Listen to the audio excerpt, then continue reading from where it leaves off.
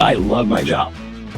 I wish I would have found it 30 years ago, but, it wasn't there. I don't know there's very many places out there with self-driving vehicles. This is kind of on its own. I mean, Mythbusters, Monster Garage, right? The shows we watched back in the day, they made those things. So if you're a kid watching those shows growing up, it's pretty cool to come work on even the smallest aspect of that. It's not the same repetitive thing that I was dealing with in the automotive world. At ROGO, there's a tremendous amount of flexibility and variety with what you're going to be assigned to do from one day to the next. If you're looking for a factory job where you're pressing the same button over and over, this isn't it. This is going to take some critical thinking. This is going to take some idea work. I fix things.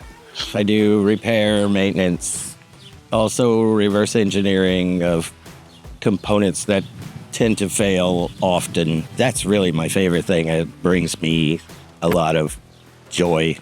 Personally, I like the trust management and coworkers have for me and everyone else. It feels like a much more free place to work. I've come to you, had conversations with you, had conversations with Greg, and they've all been well received, whereas in other jobs, I haven't had that.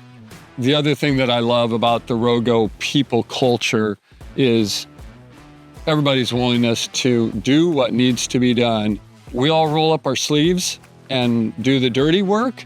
We do the high-tech work and everything in between. And I think that willingness and that spirit just says a lot about who we are at ROGO and who you need to be to enjoy the culture at ROGO. I love working with smart people.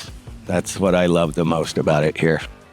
I think if you're somebody looking for big corporate climate and organization, you'll find lots of things to be frustrated with at ROGO. It definitely takes patience, especially in my position, fixing things and then seeing things break. We often don't have the flexibility to say when we want to do the job. We need to do the job when it needs to be done for our customers.